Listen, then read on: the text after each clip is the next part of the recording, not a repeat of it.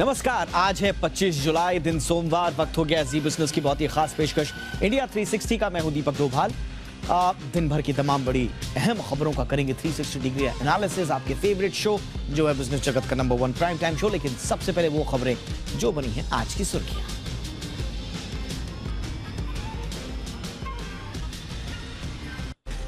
सदन की कार्रवाई के दौरान हंगामा करने वाले कांग्रेस सांसदों पर एक्शन। पूरे मॉनसून सत्र के लिए 4 सांसद किए गए सस्पेंड।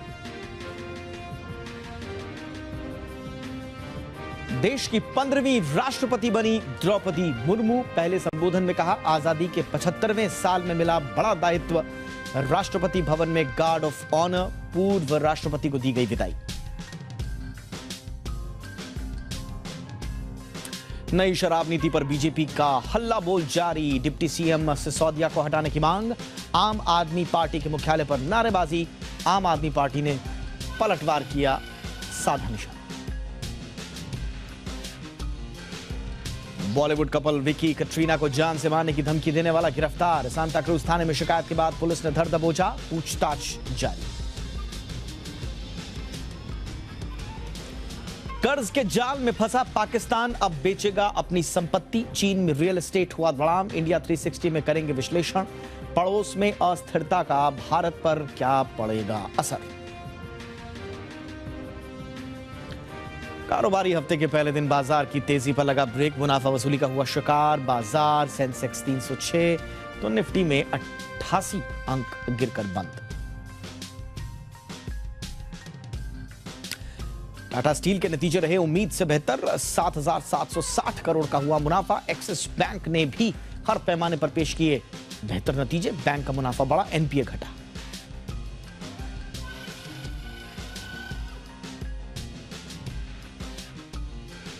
और जी बिजनेस के ऑपरेशन डीमैट डाका का बड़ा असर। ट्विटर पर 6.5 करोड़ से ज्यादा इंप्रेशंस और 39 लाख से ज्यादा रीच। आपके पास भी है शिकायत तो हमें लिख दें, जी बिजनेस देगा आपको प्लेटफॉर्म।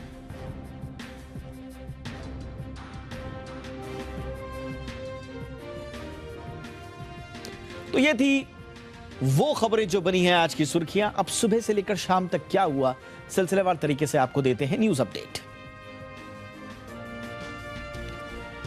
तो द्रौपदी मुर्मू देश की राष्ट्रपति पद की शपथ लेने के बाद बन गई हैं पहली आदिवासी महिला राष्ट्रपति। जी हां, आज सुबह से ही नए राष्ट्रपति की खबरें छाई नहीं। आज उन्हें देश के 15वें राष्ट्रपति के रूप में शपथ दिलाई गई। सुप्रीम कोर्ट के मुख्य न्यायाधीश एनवी रमन ने उन्हें शपथ दिलाई। द्रौपदी मुर्मू देश की दूसरी महिला राष्ट्रपति हैं और सर्वोच्च संवैधानिक पद संभालने वाली पहली आदिवासी महिला और स्वतंत्र भारत में पैदा होने वाली पहली राष्ट्रपति। आज सुबह 10:15 बजे द्रौपदी मुर्मू ने संसद भवन के सेंट्रल हॉल में देश के सर्वोच्च संवैधानिक पद की शपथ ली। उन्हें 21 तोपों की सलामी भी दी गई। नए राष्ट्रपति के पदभार ग्रहण करने की खबरों के ठीक बाद संसद के बजट सत्र की खबरें अचानक तमाम टेलीविजन चैनल्स की सुर्खियां बन गई। खबर आई कि लोकसभा में तख्तियां लेकर प्रदर्शन करने वाले कांग्रेस के 4 सांसदों को पूरे सत्र के लिए निलंबित कर दिया गया है। इन सांसदों में मणिकम टैगोर, राम्या हरिदास, ज्योतिमणि और टीएन प्रतापन शामिल हैं। चारों लोकसभा से पूरे मॉनसून सत्र के लिए निलंबित कर दिए गए हैं। सभी सांसद महंगाई को लेकर सदन में हंगामा कर रहे थे। वहीं इस कार्रवाई के बाद लोकसभा की कार्रवाई कल सुबह 11 बजे तक के लिए स्थगित कर दी गई। इन खबरों के बीच अचानक महाराष्ट्र की राजनीति की खबरें भी सुर्खियां बन गईं। खबर आई कि शिवसेना में चल रही अंदरूनी लड़ाई का मामला एक बार फिर सुप्रीम कोर्ट पहुंच गया है। इस बार चुनाव आयोग के आदेश को लेकर उद्धव ठाकरे गुट ने सुप्रीम कोर्ट में याचिका दाखिल की है। असली शिवसेना के रूप में मान्यता के लिए एकनाथ शिंदे गुट की याचिका पर चुनाव आयोग की कार्रवाई पर रोक लगाने की मांग की गई है। उद्धव गुट का कहना है कि चुनाव आयोग ने यह निर्धारित नहीं चुनाव आयोग कर सकता कि बागी विधायकों की अयोग्यता पर फैसला होने तक असली शिवसेना कौन है। आपको बताएं कि चुनाव आयोग ने शिवसेना के दोनों गुटों से दस्तावेज के साथ 8 अगस्त तक जवाब मांगा है। उद्धव गुट ने चुनाव आयोग के आदेश को असंवैधानिक और जल्दबाजी में लिया गया फैसला बताया है। इधर पश्चिम बंगाल की मुख्यमंत्री ममता बनर्जी ने राज्य के मंत्री पार्थ चटर्जी की गिरफ्तारी को लेकर पहली बार प्रतिक्रिया दी है। उन्होंने कहा कि भ्रष्टाचार या किसी गलत काम का समर्थन वो नहीं करती। ममता बनर्जी ने कहा कि अगर कोई दोषी पाया जाता है तो उसे दंडित किया जाना चाहिए, लेकिन उनके खिलाफ चलाए जा रहे दुर्भाग्यपूर्ण और दुर्भावनापूर्ण अभियान की वो निंदा करती हैं। सीएम ने कहा कि केस की सच्चाई बाहर आनी चाहिए, लेकिन एक समय सीमा के भीतर। टीएमसी के अध्यक्ष ममता बनर्जी ने बीजेपी पर केंद्रीय एजेंसियों के दुरुपयोग का आरोप लगाया। उन्होंने कहा कि बीजेपी को लगता है कि वो केंद्रीय एजेंसियों का उपयोग करके उनकी पार्टी को तोड़ सकती है, तो वो गलत है। और दोपहर के करीब उत्तर प्रदेश के मुख्यमंत्री योगी आदित्यनाथ ने आज हेलीकॉप्टर के जरिए कांवड़ यात्रा का निरीक्षण किया। सीएम योगी ने कांवड़ियों के लिए बनाए गए विश्राम स्थल और खाने पीने के इंतजाम भी देखे और इस दौरान कांवड़ियों के ऊपर हेलीकॉप्टर से गुलाब के फूलों की वर्षा भी हुई। सीएम योगी का हेलीकॉप्टर मेरठ, मुजफ्फरनगर, बागपत और गाजियाबाद जिले के ऊपर से गुजरा। मुख्यमंत्री योगी आदित्यनाथ पहले ही ये साफ कर चुके हैं कि कांवड़ यात्रियों को किसी तरह की परेशानी नहीं होनी चाहिए।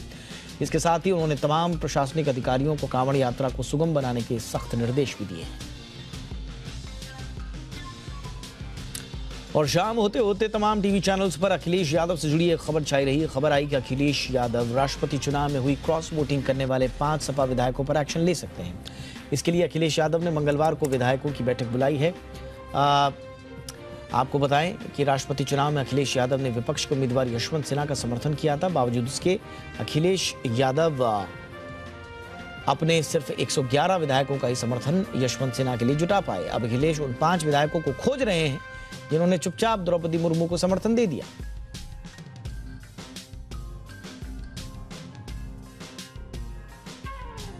इन तमाम खबरों के बीच कई राज्यों में बारिश का दौर भी जारी है और मौसम विभाग ने दिल्ली में मंगलवार से लेकर शुक्रवार तक बारिश होने का अलर्ट जारी किया है। आईएमडी ने 28 जुलाई तक ओडिशा, झारखंड, पश्चिम मध्य प्रदेश, मध्य महाराष्ट्र, मराठवाड़ा, तटीय आंध्र प्रदेश, आंतरिक कर्नाटक, तमिलनाडु, पुदुचेरी और कराईकल में बारिश होने की भविष्यवाणी की है। अगले 48 घंटे के बीच सौराष्ट्र, कच्छ, छत्तीसगढ़, ओडिशा, गुजरात के अलग अलग इलाकों में भारी बारिश का अनुमान है।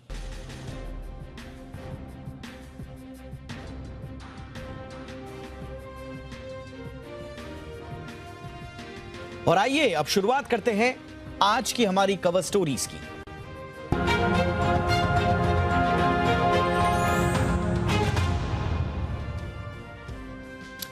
भारत के पड़ोस में काफी ज्यादा हलचल मची हुई है। पाकिस्तान और श्रीलंका आर्थिक मोर्चे पर कई चुनौतियों से जूझ रहे हैं। चीन में भी कुछ सेक्टर्स में काफी चिंताएं हैं। पाकिस्तान की बात करें तो यहां आर्थिक हालात बेहद खराब हो गए हैं। पड़ोसी मुल्क की कंगाली के आलम ऐसे हो गए हैं कि अब उसे अपनी संपत्ति बेचनी पड़ रही है। नकदी की कमी से जूझ रहे पाकिस्तान में कैबिनेट ने विदेशों में संपत्ति बेचने की सभी प्रक्रियाओं को दरकिनार कर दिया है और एक अध्यादेश जारी कर इस बिक्री को मंजूरी दे दी है। पाकिस्तान सरकार का कहना है कि वो देश का कर्ज लौटाने के लिए ये फैसला लेने को मजबूर है। पाक सरकार ने इस अध्यादेश को इतना शक्तिशाली बनाया है कि कैबिनेट कमेटी के फैसलों को न तो अदालतों में चुनौती दी जा सकती है और न ही कोई जांच एजेंसी इन सौदों की जांच कर सकती है। हालांकि राष्ट्रपति ने अभी तक अध्यादेश पर हस्ताक्षर नहीं किए हैं। अब सवाल उठता है कि आखिर पाकिस्तान आज इस मुहाने पर कैसे खड़ा हुआ। दरअसल पाकिस्तान पिछले काफी समय से बुरे आर्थिक संकट से गुजर रहा है। गलत राजनीतिक फैसले, कोरोना और रूस यूक्रेन युद्ध की वजह से पाकिस्तान कंगाल हो चुका है। पाकिस्तान का विदेशी मुद्रा भंडार 9 अरब डॉलर तक गिर गया है, जो 5 हफ्ते के आयात के लिए भी नाकाफी है। आलम यह है कि पाकिस्तान सरकार अपने कुल राजस्व का 40% कुल जो है वो ब्याज भरने में ही खर्च कर रही है। पाकिस्तान जहां कंगाली के कगार पर है तो वहीं श्रीलंका तो बहुत ज़्यादा मुश्किलों में है। श्रीलंका में आर्थिक संकट की मार काफ़ी ज़्यादा पड़ चुकी है। वहाँ हालात इतने बदतर हो चुके हैं कि रोज़मर्रा की ज़रूरत का सामान महंगा हो गया और जनता सड़कों पर उतर आई। अब नए राष्ट्रपति रानिल विक्रमसिंघे हालात बदलने की कोशिश कर रहे हैं। पाकिस्तान की तरह ही श्रीलंका में भी विदेशी मुद्रा भंडार खत्म हो चुका है। जहां पाकिस्तान और श्रीलंका कंगाली की कगार पर पहुंच चुके हैं, तो वहां चीन में भी कई सेक्टर्स में संकट पैदा हो गया है। खास तौर से रियल एस्टेट सेक्टर धड़ाम हो चुका है। प्रॉपर्टीज के दाम काफ़ी ज़्यादा गिर चुके हैं, इतने ज़्यादा कि लोगों ने अब डाउन पेमेंट भरना बंद कर दिया है। नौबत ऐसी आ गई कि बिल्डर हल्दी और चावल को डाउन पेमेंट के तौर पर लेने को तैयार हो रहे हैं। पड़ोसी देशों में जारी अस्थिरता भारत के लिए भी कई चुनौतियां खड़ी कर सकती है। ऐसे में पड़ोसी देशों में आर्थिक बदहाली भारत के लिए चिंता का कितना सबब है, इस पर विचार मंथन करना बेहद जरूरी है। ये इसलिए जरूरी है कि इससे न सिर्फ भारतीय अर्थव्यवस्था बल्कि क्षेत्रीय शांति, सुरक्षा और स्थायित्व पर भी असर दिख सकता है। तो सवाल यही है कि भारत के पड़ोसी मुल्कों में ये जो संकट पैदा हुए हैं, क्या इसका असर देश पर भी पड़ेगा? खासतौर से पाकिस्तान और श्रीलंका के हालात जिस तरह से तेजी से बदल रहे हैं, उसके बाद क्या भारत के लिए भी कुछ संदेश हैं? भारत अस्थिर पड़ोसियों के साथ क्या लंबे वक्त तक रह सकता है? ये एक बड़ा सवाल। साथ ही साथ में यहां पर समझने वाली बात यह भी है कि एक तरफ श्रीलंका को, जिसको पूरे दुनिया ने अकेला छोड़ दिया था जब उसका राजनीतिक संकट आया, पाकिस्तान की अगर बात करें तो आईएमएफ ने न सिर्फ बेल आउट पैकेज दिया बल्कि पिछली बार से बढ़ा कर दिया। इसी तरह से कुछ देशों का समर्थन भी पाकिस्तान को मिला। तो सवाल एक दोनों मुल्कों के संकट के बीच में यह है कि श्रीलंका को क्यों बेसहारा छोड़ दिया गया? उसकी मदद के लिए ना आईएमएफ आ गया या ना दुनिया के दूसरे देश, लेकिन पाकिस्तान को बचाने के लिए बार बार अंतर्राष्ट्रीय कोशिशें होती रही हैं, चाहे वो सऊदी अरब की तरफ से हो या सऊदी अरब में जब पाकिस्तान गया तो उनको आईएमएफ का रास्ता सुझाया गया कि आप आईएमएफ के थ्रू आइए, और आईएमएफ ने भी जो लेटेस्ट 14-15 जुलाई को अपना बेल आउट पैकेज के एक्सटेंशन का ऐलान किया, उससे भी एक राहत की सांस मिली। तो पाकिस्तान और श्रीलंका की आंतरिक स्थितियों में इतना फर्क क्यों है? क्यों अंतर्राष्ट्रीय मदद में इतना अंतर है? और साथ ही साथ जो चीन में जो चुनौतियां उभर रही हैं उस पर भी चर्चा करेंगे। और स्वाभाविक रूप से इन तीनों मुल्कों की जो आंतरिक चिंताएं हैं, खासतौर से अर्थव्यवस्था को लेकर, उसमें भारत के कौन कौन सी चिंताएं छिपे हुए हैं, इस पर भी चर्चा करेंगे। ये बेहद जरूरी होगा। और चर्चा के लिए इस वक्त हमारे साथ विदेश मामलों के जाने माने जानकार और पूर्व राजनयिक एसडी मुनी सर जुड़ चुके हैं। मुनी सर, बहुत बहुत स्वागत है आपका। सर, पहले तो प्रत्यक्ष रूप से श्रीलंका, बहुत हद तक पाकिस्तान, और अब जैसे रियल एस्टेट और बाकी सेक्टरों में देखें तो चीन में भी आर्थिक संकट कुछ सेक्टर्स में खराब हो रहे हैं। पड़ोसी देशों की ये चिंताएं भारत के लिए कितनी बड़ी चिंता का सबब बनती हैं सर? देखिए, पड़ोसी देशों में नेपाल का भी नाम आप शामिल कर लीजिए। वहां पर भी आर्थिक स्थिति का वही हाल है। बिल्कुल सर। और जहां तक भारत का प्रश्न है, हमें नेपाल और श्रीलंका के बारे में ज्यादा चिंता होनी चाहिए। जहां तक पाकिस्तान है, उसको पाकिस्तान के दूसरे दोस्तों पर छोड़ दें। चीन उनकी मदद करेगा, सऊदी अरेबिया उनकी मदद करेगा, कुछ हद तक अमेरिका भी मदद करेगा, वो डूबने नहीं देगा पाकिस्तान को। और चीन की इकोनॉमी तो अभी संकट है, लेकिन इतना बड़ा संकट नहीं है। तो हमें ज्यादा कंसंट्रेट करना चाहिए हमारे छोटे पड़ोसियों पर, पाकिस्तान को छोड़कर। पाकिस्तान को न हम कुछ कर सकते हैं। एक बात है बड़ी पाकिस्तान के बारे में कि हमें कुछ ऐसा जरूर करना चाहिए जिससे वहां के लोग ये समझें कि हम पाकिस्तान के लोगों के लिए सहानुभूति रखते हैं, सरकार के लिए नहीं रखते हैं। बिल्कुल सर। और जैसा आपने बिल्कुल ठीक कहा, नेपाल का जिक्र करना यहाँ पर बहुत ज़रूरी हो जाता है, और ख़ास तौर से जो वहाँ के फाइनेंस मिनिस्टर हैं और जो सेंट्रल बैंक के गवर्नर हैं, उनमें भी एक तरह से टसल वहाँ पर चल रहा है। और कहा यह जा रहा है कि एक फुल ब्लोन इकोनॉमिक क्राइसिस की तरफ नेपाल भी बढ़ रहा है। मैं इससे पहले कि पाकिस्तान और श्रीलंका की इकोनॉमी का जो क्राइसिस है और उसमें अंतर्राष्ट्रीय मदद है, उसमें फ़र्क को समझूं, ज़रा हमें और थोड़ा सा समझाइए कि नेपाल और श्रीलंका, पाकिस्तान का आपने कहा कि उसमें बहुत ज्यादा चिंता करने की आवश्यकता नहीं है, उनके अंतर्राष्ट्रीय मित्र अलग हैं।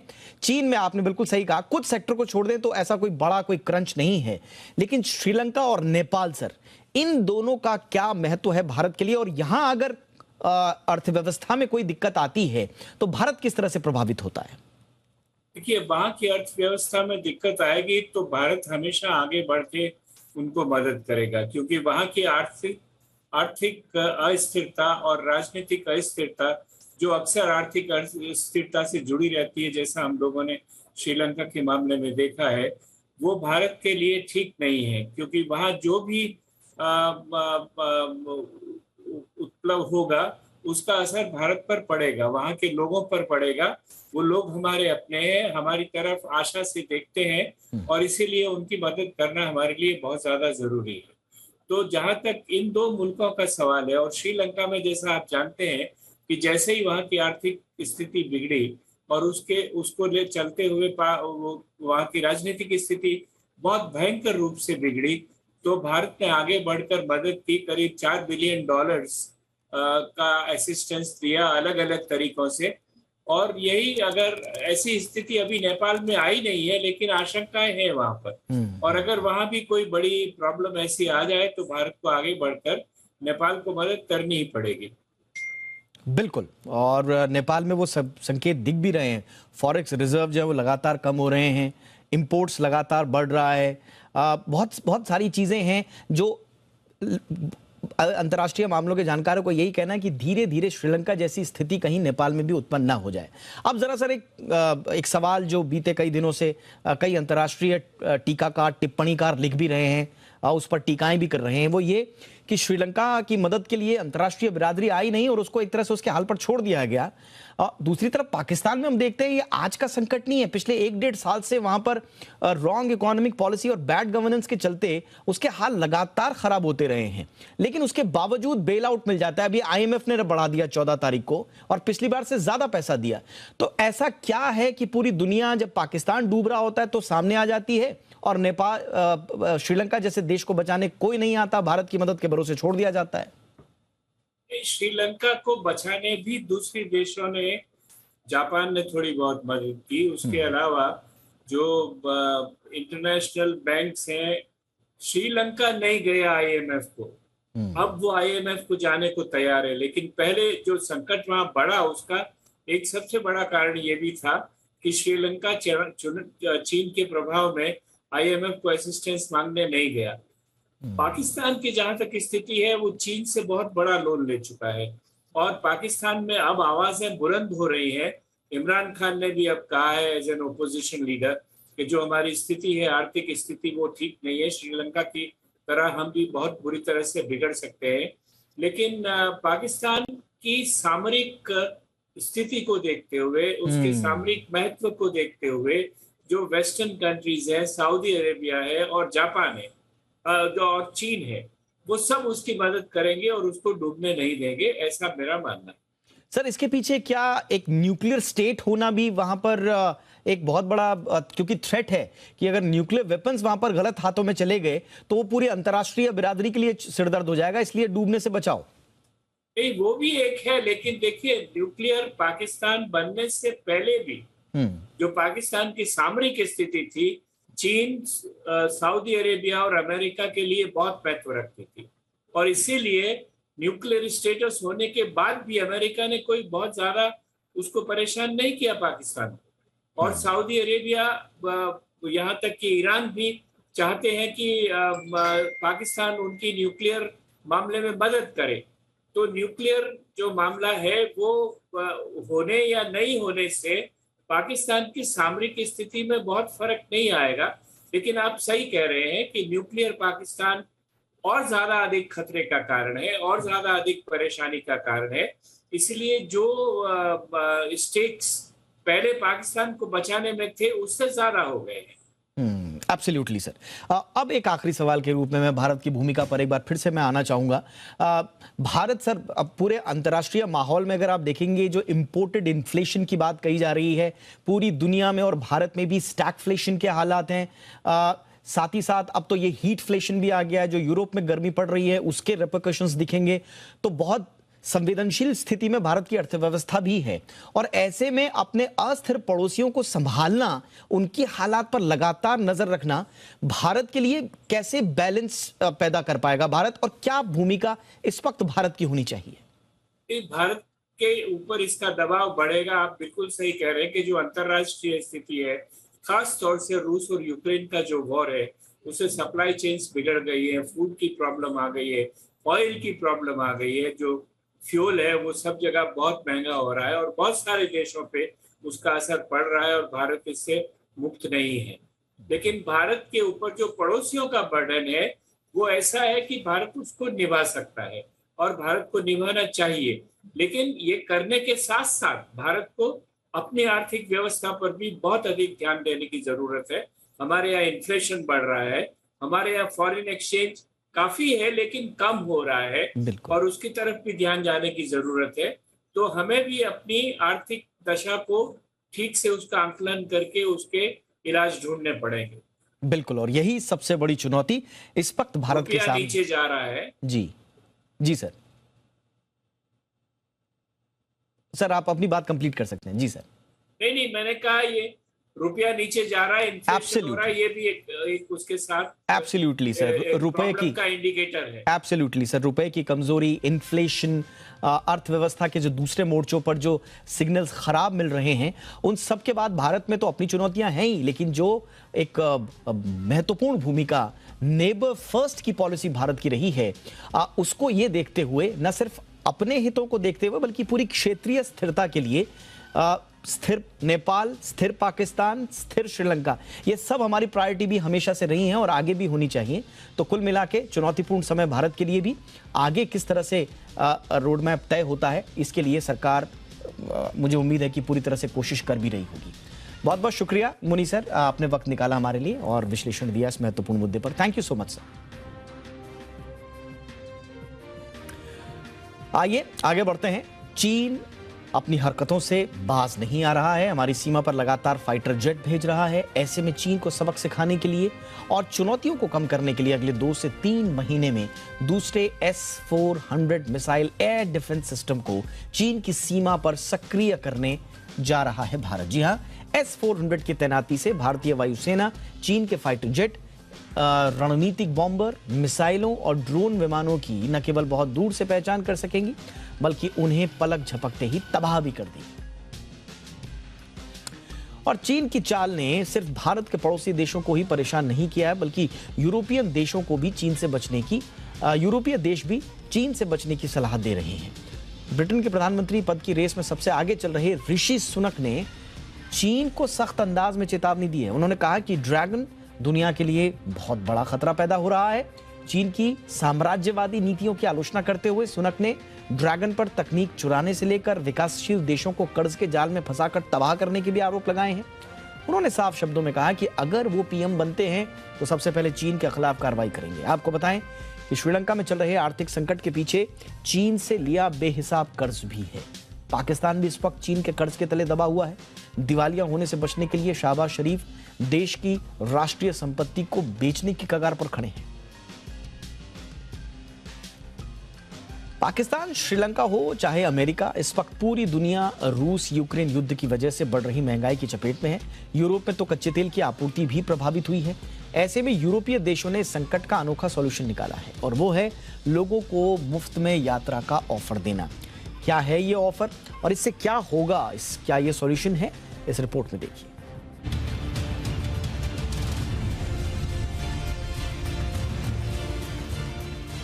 रूस और यूक्रेन के बीच जारी युद्ध ने पूरी दुनिया में महंगाई का संकट खड़ा कर दिया है। छोटे से छोटे और बड़े से बड़े देश महंगाई की मार झेल रहे हैं। ऐसे में बढ़ती महंगाई से राहत दिलाने के लिए जहां कई देशों के केंद्रीय बैंक लगातार ब्याज दरें बढ़ा रहे हैं, तो वहीं यूरोपीय देश अलग ही तरीका अपना रहे हैं। स्पेन ने आम लोगों की जेब पर महंगाई का बोझ कम करने के लिए मुफ्त सफर का तोहफा दिया। स्पेन के प्रधानमंत्री पेड्रो सांचेज ने इसकी घोषणा करते हुए बताया कि 300 किलोमीटर तक चलने वाली सभी ट्रेनों से लोग मुफ्त सफर कर सकेंगे। लोगों को 1 सितंबर से 31 दिसंबर तक फ्री ट्रैवल करने की छूट होगी। हालांकि यह छूट सिर्फ मल्टी जर्नी टिकट पर मिलेगी, यानी कि सिंगल जर्नी टिकट या फिर लंबी दूरी की यात्रा इसमें शामिल नहीं होगी। स्पेन की सरकार का कहना है कि इस मुफ्त यात्रा के जरिए न सिर्फ लोगों को महंगाई से राहत मिलेगी बल्कि इससे देश की फ्यूल एनर्जी बचेगी और पब्लिक ट्रांसपोर्ट को बढ़ावा मिलेगा। रूस यूक्रेन युद्ध के बीच फ्यूल बचाने की मशक्कत सिर्फ स्पेन में नहीं है बल्कि यूरोप के कई देशों में दिखाई दे रही है। पिछले महीने जर्मनी ने करीब $10 का unlimited monthly travel ticket launch किया है। इसका इस्तेमाल पूरे देश में लोकल ट्रांसपोर्ट के लिए किया जा सकता है। जर्मनी का यह ऑफर अगस्त के अंत तक मिलेगा।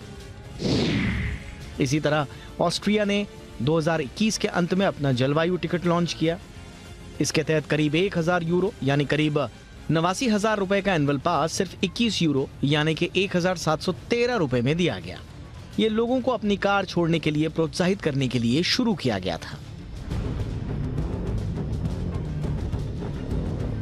ये योजना बेहद लोकप्रिय साबित हुई। जब टिकट बिक्री पर गए तो इसकी वेबसाइट ज्यादा ट्रैफिक होने की वजह से क्रैश हो गई।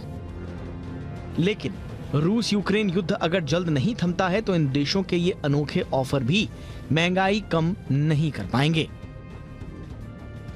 ब्यूरो रिपोर्ट, जी मीडिया। और इधर यूरोप की गर्मी का जिक्र तो हमने किया ही था अपने लगातार एपिसोड्स में। उधर अमेरिका के कैलिफोर्निया के जंगलों में भी आग बुझने का नाम नहीं ले रही है। तस्वीरें इतनी भयानक आ रही हैं मानो जैसे यहीं से ही नरक का रास्ता जा रहा हो। लोगों को अपनी जान बचाने के लिए काफी मशक्कत करनी पड़ रही है। प्रशासन ने लोगों को अपना घर छोड़ने की नसीहत दी है।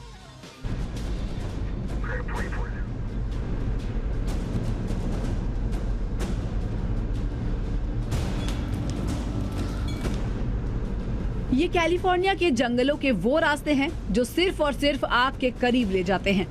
धुएं के गुबार में इन रास्तों से गुजरना बेहद मुश्किल हो रहा है। यहाँ से गुजरने वाली गाड़ियाँ और गाड़ियों में बैठे लोग दहशत में हैं, घर बार छोड़ने को मजबूर हैं, क्योंकि आज से पहले इतनी भयानक आग शायद ही इन लोगों ने कभी देखी होगी। आसमान को छूती आग की लपटें कैलिफोर्निया में लोगों को इतना डरा रही हैं कि हर कोई यहाँ से बचकर निकलने की कोशिश में जुटा है। लेकिन आग इनका पीछा नहीं छोड़ रही। कई किलोमीटर तक धधकती आग कई दिनों से रुकने का नाम नहीं ले रही है। पिछले करीब 2 हफ्तों से कैलिफोर्निया के जंगलों में ऐसी आग लगी है कि अब आसमान भी साफ नहीं दिखाई देता। योसेमाइट नेशनल पार्क के आसपास के लोग अपने घरों को छोड़कर दूर कहीं जाने की जद्दोजहद में हैं। उम्मीद है कि ये सही सलामत यहां से निकल जाएंगे। ब्यूरो रिपोर्ट, जी मीडिया। वहीं जापान के मुख्य दक्षिणी द्वीप क्यूशू में रविवार रात एक ज्वालामुखी फटा, जिसके बाद राख और धुएं के गुबार ने आसमान को ढक लिया। ज्वालामुखी में विस्फोट के बाद आसपास के कस्बों में रहने वाले लोगों को सुरक्षित इलाकों में जाने की सलाह दी गई है। जापान की मौसम विज्ञान एजेंसी ने कहा है कि कागोशिमा के दक्षिणी प्रांत में 2.5 किलोमीटर दूर सकुराजिमा ज्वालामुखी में विस्फोट हुआ है।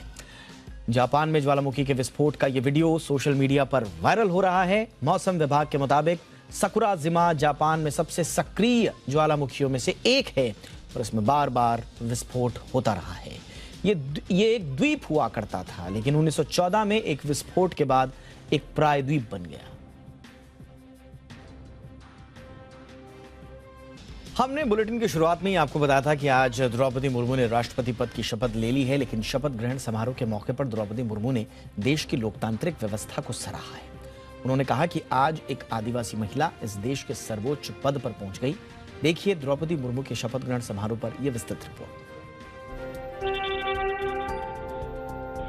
मैं द्रौपदी मुर्मू ईश्वर की शपथ लेती हूँ कि मैं महामहिम द्रौपदी मुर्मू भारत के राष्ट्रपति पद का कार्यपालन करूंगी। देश की 15वीं राष्ट्रपति को सलामी।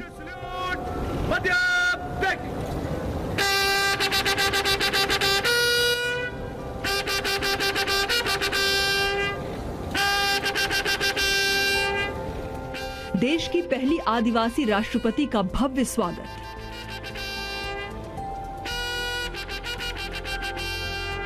आज का दिन भारत के लिए नई आभा लेकर आया है। मैं द्रौपदी मुर्मू ईश्वर की शपथ लेती हूँ कि मैं श्रद्धापूर्वक भारत के राष्ट्रपति पद का कार्यपालन करूंगी। CGI NV. रमन्ना ने उन्हें पद की शपथ दिलाई, जिसके बाद रामनाथ कोविंद ने द्रौपदी मुर्मू के साथ कुर्सी एक्सचेंज की। जिंदगी के कई तूफान झेल चुकी द्रौपदी मुर्मू संबोधन में अपने कल का जिक्र करना नहीं भूली। उन्होंने कहा कि देश के सर्वोच्च पद तक पहुंचना उनकी नहीं बल्कि भारत के प्रत्येक गरीब की उपलब्धि है। राष्ट्रपति के पद पहुंचना मेरी व्यक्तिगत उपलब्धि नहीं है, ये भारत की प्रत्येक गरीब की उपलब्धि है। हमारा निर्वाचन इस बात का सबूत है कि भारत में गरीब सपने भी देख सकता है और उन्हें पूरा भी कर सकता है। राष्ट्रपति द्रौपदी मुर्मू ने संसद के सेंट्रल हॉल में उनके शपथ ग्रहण समारोह में शामिल होने पर प्रधानमंत्री नरेंद्र मोदी, केंद्रीय मंत्रियों, कांग्रेस की अंतरिम अध्यक्ष सोनिया गांधी और अन्य गणमान्य लोगों को धन्यवाद दिया और नेताओं ने उन्हें बधाई दी। राष्ट्रपति द्रौपदी मुर्मू को राष्ट्रपति भवन के प्रांगण में औपचारिक सलामी दी गई। उनके साथ पूर्व राष्ट्रपति रामनाथ कोविंद भी मौजूद रहे। भारत की आन, बान और शान का प्रतीक ये राष्ट्रपति भवन आज से द्रौपदी मुर्मू का आवास है। ये दुनिया के किसी भी राष्ट्राध्यक्ष के आवास से बड़ा है, बेमिसाल है। 340 कमरों का ये विशाल आवास अपनी नई महामहिम द्रौपदी मुर्मू के स्वागत के लिए सजा हुआ है। आज आजाद भारत के इतिहास में एक नया अध्याय जुड़ गया। देश को आदिवासी समाज से आने वाली राष्ट्रपति मिल गई। ब्यूरो रिपोर्ट, जी मीडिया। तो एक तरफ द्रौपदी मुर्मू ने देश की 15वीं राष्ट्रपति के तौर पर शपथ ली है, तो दूसरी तरफ रामनाथ कोविंद ने राष्ट्रपति भवन से विदाई ली। विदाई के बाद भी पूर्व राष्ट्रपति को कई तरह की सुविधाएं मिलती हैं।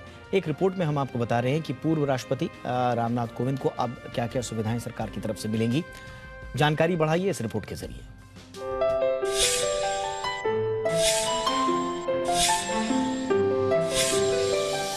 राष्ट्रपति पद छोड़ने के बाद रामनाथ कोविंद के आवास और उन्हें मिलने वाली सुविधाओं में कई बदलाव होंगे। पूर्व राष्ट्रपति के तौर पर रामनाथ कोविंद को अब प्रेसिडेंट एम्यूलमेंट्स एक्ट 1951 के तहत सुविधाएं दी जाएंगी। इसमें बंगला, गाड़ी, नौकर चाकर और पेंशन समेत कई अन्य सुविधाएं शामिल हैं। नियमों के मुताबिक पूर्व राष्ट्रपति को टाइप 8 बंगला दिया जाता है। इस बंगले में 7 कमरे और सर्वेंट क्वार्टर होता है। इस बंगले की देखरेख डायरेक्टर्स ऑफ स्टेट्स विभाग करता है। केंद्र सरकार ने पूर्व राष्ट्रपति कोविंद को 12 जनपद पर बंगला दिया है। ये वही बंगला है जिस पर पहले रामविलास पासवान रहा करते थे। अब कोविंद कांग्रेस प्रमुख सोनिया गांधी के पड़ोसी हैं। बंगले के साथ ही पूर्व राष्ट्रपति को 1.5 लाख रुपए की पेंशन मिलती है। 2008 से पहले ये पेंशन 50,000 रुपए थी, जिसे प्रेसिडेंट एम्यूलमेंट्स एंड पेंशन एक्ट में संशोधन करके बढ़ाया गया था। रामनाथ कोविंद की पत्नी सविता कोविंद को मासिक सचिवीय सहायता के तौर पर 30,000 रुपए दिए जाएंगे। इसके अलावा हर साल ऑफिस खर्च के लिए 60,000 रुपए दिए जाएंगे। इसके अलावा पूर्व राष्ट्रपति को एक प्राइवेट सेक्रेटरी, एक अतिरिक्त प्राइवेट सेक्रेटरी, एक निजी सहायक और 2 प्यून दिए जाएंगे। पूर्व राष्ट्रपति रामनाथ कोविंद के लिए बिजली और पानी भी फ्री होगा। इसके साथ ही उन्हें 2 लैंडलाइन, मोबाइल फोन, ब्रॉडबैंड और इंटरनेट कनेक्शन भी मिलेगा। उन्हें एक कार और ड्राइवर भी दिया जाएगा। पूर्व राष्ट्रपति कोविंद को जीवन भर मुफ्त मेडिकल ट्रीटमेंट मिलेगा। साथ ही उन्हें फर्स्ट क्लास रेल और फ्लाइट टिकट मुफ्त दिया जाएगा। पूर्व राष्ट्रपति के तौर पर उन्हें दिल्ली पुलिस की तरफ से सुरक्षा भी मुहैया कराई जाएगी। 25 जुलाई 2017 से 25 जुलाई 2022 तक 5 साल का कार्यकाल पूरा करने के बाद कोविंद अपने नए आवास में शिफ्ट हो गए हैं। द्रौपदी मुर्मू को राष्ट्रपति पद की जिम्मेदारियां सौंपकर। ब्यूरो रिपोर्ट, जी मीडिया। मंकी पॉक्स पूरी दुनिया में तेजी से फैल रहा है। अब ताजा मामला दिल्ली में सामने आया है। इसके साथ ही देश में मंकी पॉक्स के अब कुल मिलाकर 4 मरीज हो चुके हैं। चिंता की बात यह है कि ये मरीज कभी विदेश नहीं गया। अब तक मंकी पॉक्स 75 देशों में पैर पसार चुका है, जो 1958 से अब तक, जब से इसका आउटब्रेक हुआ है, तब से अब तक का सबसे बड़ा दायरा है। WHO पहले ही मंकी पॉक्स को ग्लोबल हेल्थ इमरजेंसी घोषित कर चुका है। देश में मंकी पॉक्स के बढ़ते मामले बढ़ने के बाद सरकार भी सतर्क हो गई है। मंकी पॉक्स को लेकर केंद्र सरकार ने गाइडलाइन भी जारी कर दी है। केंद्रीय स्वास्थ्य मंत्रालय ने भी राज्यों को अलर्ट भेज दिया है। मंकी पॉक्स को लेकर एयरपोर्ट्स पर निगरानी बढ़ाई गई है। देश भर में 15 लैब्स मंकी पॉक्स की जांच के लिए खासतौर से तैयार की गई हैं। दिल्ली के 2 अस्पतालों में आइसोलेशन वार्ड्स भी तैयार कर लिए गए। अभी कोरोना से पूरी तरह उभरे भी नहीं कि मंकी पॉक्स ने दस्तक दे दी है। इसके 3 मामले पहले ही केरल में मिल चुके हैं और अब दिल्ली में मिले चौथे मामले ने चिंताएं बढ़ा दी हैं। दरअसल दिल्ली के मरीज की कोई विदेशी ट्रैवल हिस्ट्री नहीं है। वो केवल हिमाचल घूमने गया था। यात्रा के दौरान भी मरीज किसी विदेशी सैलानी के संपर्क में नहीं आया। फिलहाल तो WHO मंकी पॉक्स को पहले ही ग्लोबल हेल्थ इमरजेंसी घोषित कर चुका है। इसका कहना है कि इस बीमारी की चपेट में आने वाले अधिकांश लोग समलैंगिक पुरुष हैं। सबसे पहले मंकी पॉक्स को समझते हैं। दरअसल ये एक वायरल इन्फेक्शन है। इस बीमारी को पहली बार 1958 में एक बंदर में देखा गया था। इंसानों में मंकी पॉक्स का पहला मामला 1970 में कांगो में देखने को मिला। फिर 2003 में मंकी पॉक्स के अफ्रीका में 75 से अधिक मामले सामने आए, लेकिन इससे किसी की मौत नहीं हुई। बड़े पैमाने पर नाइजीरिया में 2017 में इसके मामले देखने को मिले और एक बार फिर इसका संक्रमण 75 देशों में फैल चुका है। लक्षणों की बात करें तो मंकी पॉक्स का वायरस स्किन के जरिए शरीर में घुसता है। इसके अलावा वायरस आंख, नाक और मुंह के जरिए भी बॉडी में घुस जाता है। इसकी चपेट में आए मरीज के शरीर पर चकत्ते उभर आते हैं।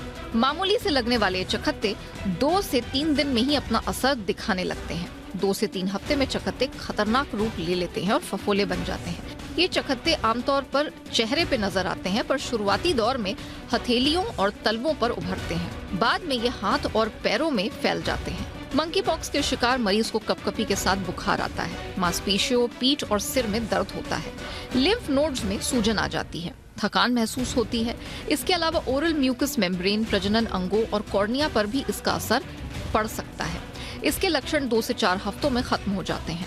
ये रोग 10 संक्रमित लोगों में से 1 के लिए जानलेवा हो सकता है। मंकी पॉक्स से बचने के उपायों की बात करें तो हाथों की सफाई पर खास ध्यान दें। जब ये संक्रमण फैल रहा हो तब बीमार जानवरों के संपर्क से बचना चाहिए, जो वायरस को फैलाने का काम कर सकते हैं। साथ ही इसके संक्रमण वाले मरीज से दूर रहें। खासकर संक्रमित मरीज के कपड़े या बिस्तर का इस्तेमाल करने पर इसके वायरस दूसरों को भी संक्रमित कर देते हैं। छींकने और खांसी से भी यह वायरस दूसरे व्यक्ति में फैल सकता है। ऐसे मरीज और इससे संपर्क में आने वाले लोगों को एहतियात के तौर पर आइसोलेशन में रखें ताकि इससे वायरस फैल ना पाए। ब्यूरो रिपोर्ट, जी मीडिया। सड़क हादसे में घायलों की जान बचाने के लिए सरकार बड़ी पहल करने जा रही है। सरकार जल्द ही घायलों का फ्री इलाज की सुविधा शुरू करने जा रही है। इस खबर पर पूरी जानकारी के लिए इस वक्त मेरे साथ जुड़ रहे मेरे सहयोगी अनुराग शाह। बताइए अनुराग, क्या खबर है, ये क्या तैयारी है?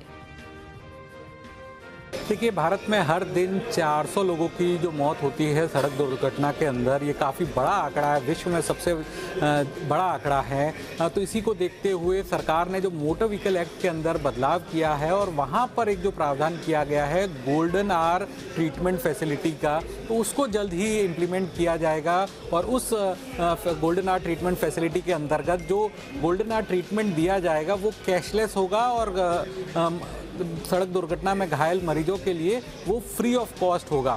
इसके लिए सरकार की तरफ से नोडल एजेंसी की जो नियुक्ति की गई है वो नेशनल हेल्थ अथॉरिटी है, वो नोडल एजेंसी होगी और एक ट्रस्ट की भी स्थापना की गई है। मिनिस्ट्री ऑफ रोड ट्रांसपोर्ट के अंतर्गत वो ट्रस्ट बनाया गया है और यहाँ पर जो कैशलेस ट्रीटमेंट दिया जाएगा उसके अंदर अलग अलग फंड बनाए गए। सबसे पहला फंड जो होगा इंश्योर्ड व्हीकल से जुड़ा हुआ, तो इंश्योर्ड व्हीकल यानी जो विक्टिम है, अगर वो इंश्योर्ड व्हीकल के जरिए दुर्घटना हुई है तो वहाँ का जो क्षतिपूर्ति दी जाएगी, वहाँ का जो क्लेम सेटलमेंट होगा वो जनरल इंश्योरेंस काउंसिल के द्वारा दिया जाएगा, यानी जनरल इंश्योरेंस कंपनियां हैं वो उसका भुगतान करेगी। लेकिन अगर कोई अनइंश्योर्ड व्हीकल है, बिना इंश्योरेंस की गाड़ी है, उससे अगर नुकसान हुआ है, उससे किसी को क्षति पहुंची है, तो वो भुगतान केंद्र सरकार के द्वारा एक स्थापित फंड के द्वारा किया जाएगा। और तीसरा है हिट एंड रन के मामलों में जो एक पहले से ही फंड होता है सोलेशियम फंड, उसके जरिए क्लेम सेटलमेंट किया जाएगा। जैसे कि आपको पता हो कि पिछले कुछ दिनों पहले ही इंश्योरेंस रेगुलेटर IRDA ने भी कैशलेस ट्रीटमेंट के अंदर इंश्योरेंस कंपनियों को छूट दी है कि वो अपनी मर्जी के मुताबिक हॉस्पिटल्स को एम्पैनल कर सकते हैं, तो उसका भी इस पे काफ़ी प्रभाव पड़ेगा और जो छोटे शहरों के हॉस्पिटल है वहाँ पर कैशलेस ट्रीटमेंट मिल पाएगा। तो इसके पीछे मकसद यही है कि जो दुर्घटना के बाद क्रिटिकल घंटा होता है, गोल्डन आवर होता है, जहाँ पर मरीज की, घायल की जान बचाई जा सके, उसे ट्रीटमेंट दिलाया जा सके, तो ये कैशलेस ट्रीटमेंट होगा और ये फ्री ऑफ कॉस्ट दिया जाएगा। आगे बढ़ते हैं। भीषण गर्मी से राहत देने वाले मानसून के काले बादल अब आफत की बरसात कर रहे हैं। हालांकि मौसम विभाग आने वाले दिनों में पश्चिमी और मध्य भारत में बारिश की रफ्तार कम होने की बातें कर रहे हैं, लेकिन भारी बारिश के बाद नदियों में आए उफान ने यहां आसपास रह रहे लोगों का जीना मुश्किल कर दिया है।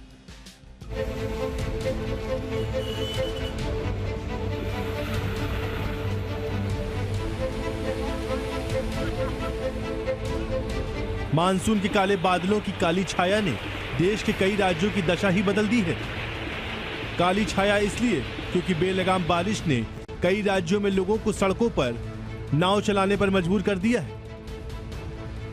भले ही मौसम विभाग अब ये दावा कर रहा है कि आने वाले 2 दिन गुजरात, राजस्थान और इससे सटे मध्य प्रदेश में तेज बारिश धीरे धीरे कम होने का अनुमान है, लेकिन मौसम विभाग का ये भी कहना है कि आने वाले 27 जुलाई के बाद से बारिश एक बार फिर अपनी रफ्तार पर पहुंच जाएगी। उम्मीद थी कि ये मानसून भीषण गर्मी से राहत देने के लिए आया है, लेकिन धीरे धीरे इस मानसून के काले बादलों ने आसमान पर अपने पैर जमा लिए और इसके साथ ही देश के कई राज्यों की आफत शुरू हो गई और ये आफत सबसे ज्यादा मध्य और पश्चिम भारत को परेशान कर रही है। गुजरात के मेहसाणा की ये तस्वीरें देखिए। भारी बारिश के बाद यहाँ की सड़कें नदी बन गई है और मेहसाणा का अंतर्राज्यीय बस अड्डा तालाब बन गया। मध्य प्रदेश में भारी बारिश के बाद कई जिलों में बांधों के गेट खोले जा रहे हैं, जिससे न सिर्फ डैम के आसपास बल्कि पड़ोसी राज्यों की नदियों का भी जलस्तर बढ़ गया है। बेतवा नदी पर बने बांध का जल स्तर बढ़ने के कारण रविवार को यूपी के ललितपुर के राजघाट बांध के 4 गेटों को खोल दिया गया और इसी नदी पर बने एक और डैम माता टीला के 20 गेटों को खोल दिया गया, जिससे आसपास के गांवों में पानी का स्तर बढ़ गया है। मध्य प्रदेश के ही राजगढ़ के नदी का जल स्तर बढ़ने पर डैम के 4 गेट खोल दिए गए। गेट खोले जाने के कारण कई लोग डैम के साथ सेल्फी लेते दिखाई दिए। राजस्थान के बूंदी में लगातार हो रही बारिश के बाद जिले के नदी नाले उफान पर हैं। कुछ जगहों पर तो नदी का पानी पुल के ऊपर से बहने लगा। हालांकि यही भारी बारिश कुछ लोगों के लिए घूमने का बहाना भी बन गई। ब्यूरो रिपोर्ट, जी मीडिया। आज सावन का दूसरा सोमवार है। शिव भक्त काशी से लेकर हरिद्वार तक उमड़ पड़े हैं। जहां काशी में चेन्नई से आए 108 पंडितों के वैदिक मंत्रोच्चार से पूरा माहौल शिवमय हो गया, वहीं देवभूमि हरिद्वार में करोड़ों की संख्या में कांवड़िए पहुंच चुके हैं। देखिए यह खास रिपोर्ट।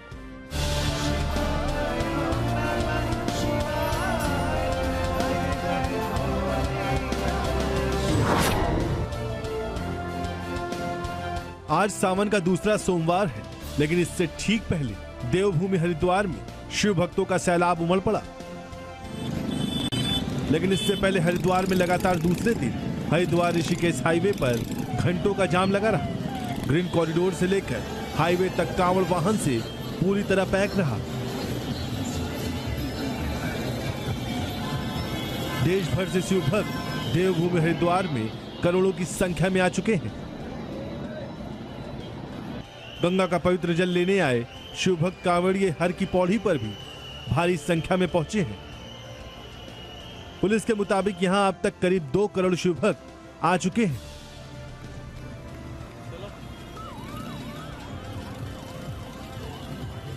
पुलिस ने कंट्रोल रूम बनाकर हरिद्वार में व्यवस्था के इंतजाम मजबूत किए हुए हैं। यहाँ से बेसिकली ये जो हमारा कंट्रोल रूम है, यहाँ से हमारे लगभग पूरे जनपद पे के जो मुख्य मुख्य स्थान है वहाँ पर नज़र रहती है। ट्रैफिक का दबाव कहाँ पर बन रहा है, कहाँ पर हमको क्या स्ट्रेटेजी बनानी, तो यहाँ से हम इसको बना के और इसको एग्जीक्यूट करवाते हैं। हालांकि कुछ एक सड़क दुर्घटना भी हुई है। हाईवे पर गाड़ियां रेंगती हुई चल रही है।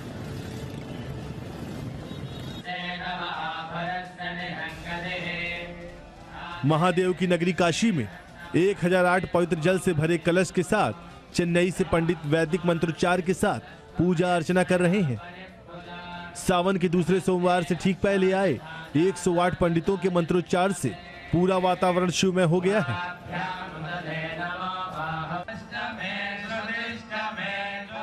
ये पूजा अर्चना ब्रिटिश काल से ऐसे ही हर साल होती आ रही है।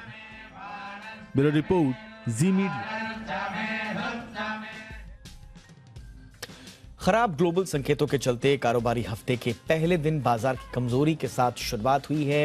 एफआईआईज ने शुक्रवार को फिर बिकवाली शुरू की और उसका असर भारतीय बाजारों पर दिखा। बाजार ने सीमित दायरों में कारोबार किया। निफ्टी पर 16,550 के करीब रिकवरी आती दिखी, लेकिन ये 16,700 के पार करने में कामयाब नहीं हो सका। निफ्टी को गिराने में रिलायंस इंडस्ट्रीज का बड़ा योगदान रहा। बाजार में ऊपरी स्तरों पर बिकवाली हुई तो निचले स्तरों पर खरीदारी आती दिखी। कारोबार के अंत में सेंसेक्स 306 अंक गिरकर 55,766 के लेवल पर बंद हुआ। निफ्टी 88 अंक टूटकर 16,631 के स्तर पर बंद हुआ। बैंक निफ्टी में 12 अंकों की मामूली गिरावट के साथ 36,726 के लेवल पर यह बंद हुआ। और मार्केट में आज कहां सबसे ज्यादा एक्शन देखने को मिला, बताने के लिए हमारे साथ जुड़ रहे हैं मेरे सहयोगी आशीष चतुर्वेदी। बताइए आशीष, आज मार्केट का एक्शन। देखिए, हफ्ते की शुरुआत वॉलेटिलिटी के साथ हुई। तेज उतार चढ़ाव बाजार में देखने को मिला। शुरुआत अगर आप देखें तो हल्की गिरावट के साथ हुई, लेकिन दिन के दौरान रिकवरी भी आई और फिर आखिरी 1-1.5 घंटे में देखें तो फिर से एक सेल ऑफ आया। ऊपरी तरफ से बाजार में आज मुनाफा वसूली देखी गई, जिसके चलते अगर आप देखें तो निफ्टी 16,600 के करीब बंद हुआ। करीब 100 अंकों की गिरावट यहां पर देखने को मिली। और निफ्टी के मुकाबले अगर आप देखें तो निफ्टी बैंक ने तो भी ठीक ठाक प्रदर्शन किया, क्योंकि काफ़ी सारे निफ्टी बैंक के हैवीवेट ऐसे स्टॉक्स थे जहां पर नतीजों का इम्पैक्ट है। लेकिन इसके अलावा अगर आप देखें तो निफ्टी ऑटो है, फार्मा है, PSU बैंक है, यहाँ पर आपको हल्की फुल्की गिरावट ही देखने को मिली। सिर्फ एक निफ्टी मेटल इंडेक्स ऐसा है जहाँ पर निश्चित स्तरों से बढ़िया खरीदारी आई और इनफैक्ट दिन के दौरान भी अगर आप देखें तो करीब 2% की तेजी के साथ ये इंडेक्स बंद हुआ। निफ्टी IT में भी देखें तो मामूली थोड़ी बहुत मार्जिनल खरीदारी यहाँ पर देखने को मिली। निफ्टी के गिरने वाले शेयरों की बात करें तो रिलायंस इंडस्ट्रीज नतीजों के बाद 3% का कट देखने को मिला। कच्चे तेल में जो गिरावट आई है इसके चलते ONGC में 2% की गिरावट, कोटक महिंद्रा बैंक, आयशर मोटर्स यहाँ पर भी देखें तो 2% की मुनाफा वसूली देखी गई। नतीजों से पहले टाटा स्टील यहाँ पर भी देखें तो बड़ा मूव रहा। इंडसइंड बैंक है, कोल इंडिया में आज बढ़िया तेजी आई, काफी दिनों के बाद 200 के स्तर को पार किया स्टॉक ने। अपोलो हॉस्पिटल में भी 2% का मूव देखने को मिला। लेकिन ब्रॉडर मार्केट्स की बात की जाए, छोटे मझोले स्टॉक्स की बात की जाए, जोमैटो देखिए यहाँ पे लॉक इन खत्म हुआ और उसके बाद स्टॉक में 12% का बड़ा करेक्शन। स्टॉक फिलहाल ऑल टाइम लो पर चल रहा है। फिनोलेक्स इंडस्ट्रीज, पॉलीमेडिक्योर ऐसे कुछ स्टॉक्स हैं जहां पर बड़ी गिरावट देखने को मिली। लेकिन नवीन फ्लोराइन यहाँ पर देखिए नतीजे लगभग अनुमान के मुताबिक थे, लेकिन खास बात है कि साल दर साल कंसिस्टेंटली कंपनी अच्छा प्रदर्शन कर रही है। वायदा बाजार का टॉप गेनर 11% की तेजी यहाँ पर देखने को मिली। TCI एक्सप्रेस है, फ्लेक्स कार्बन ब्लैक, PCBL यहाँ पर भी अगर आप देखें तो 5% की तेजी और SRF में भी 4 से 4.5% की खरीदारी का रुझान नजर आया। ऑटो स्टॉक्स की बात की जाए तो लगभग आज ज़्यादातर स्टॉक्स में गिरावट भी रही। M&M 4% का कट यहाँ पर देखने को मिला। PSU बैंकिंग स्टॉक्स में भी अगर आप देखें तो सेंट्रल बैंक है, bank of India, Punjab national bank, कुछ स्टॉक्स ऐसे हैं जहाँ पर गिरावट रही। मेटल स्टॉक्स जिसकी चर्चा हमने की, टाटा स्टील यहाँ पर देखिए 2.5% की तेजी, जिंदल स्टेनलेस है, हिंडाल्को में 2% की खरीदारी रही और अंत में IT स्टॉक्स में एम्फेसिस, कोफोर्ज, HCL टेक यहाँ पर करीब 1.5 से 2% की खरीदारी देखी गई।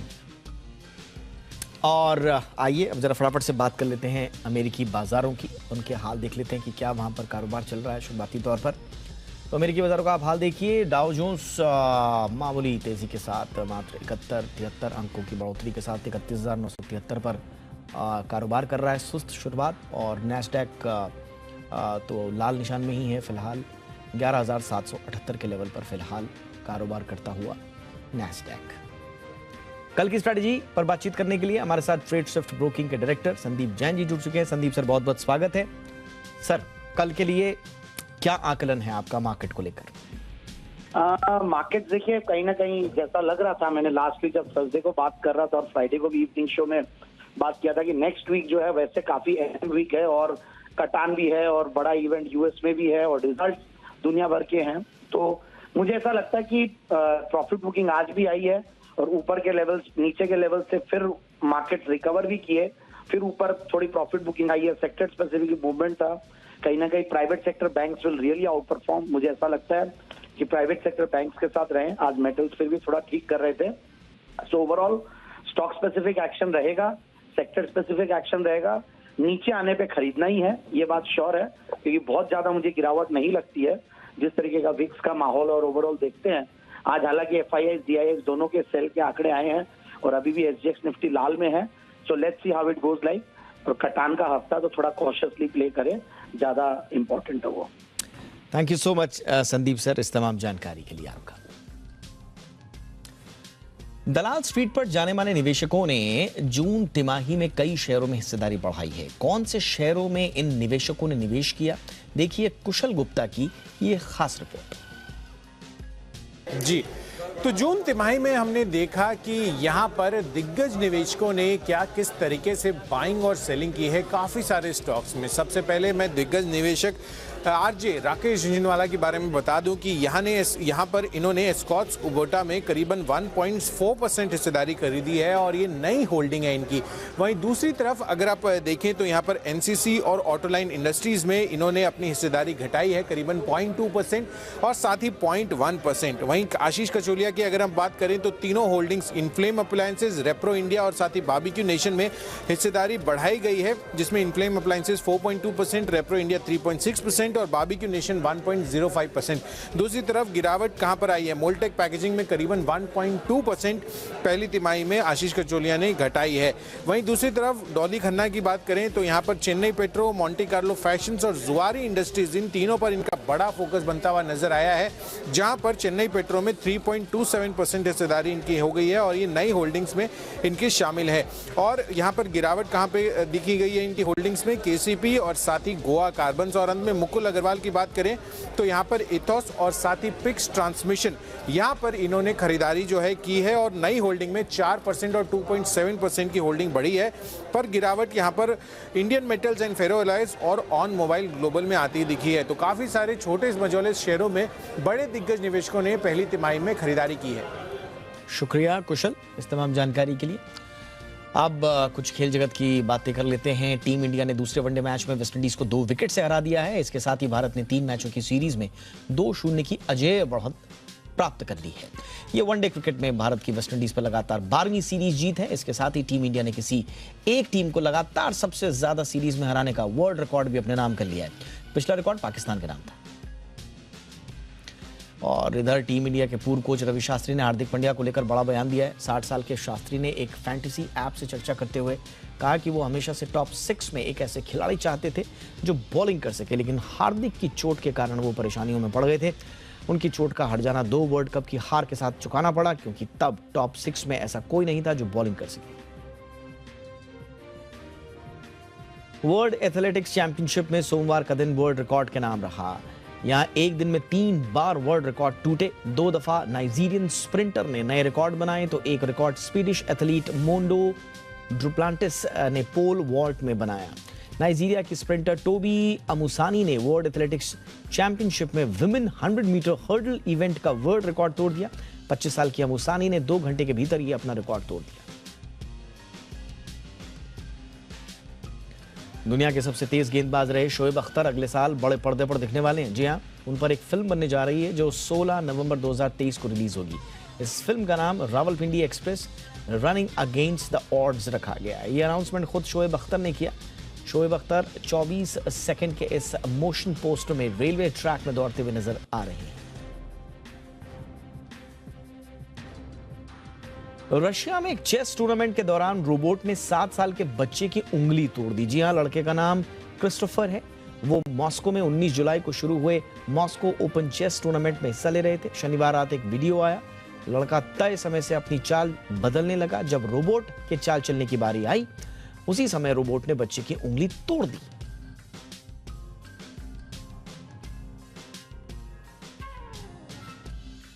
यह था आज का इंडिया 360। कोई राय, कोई सुझाव हो तो जरूर भेजिएगा #ZIndia360 पर। नमस्कार।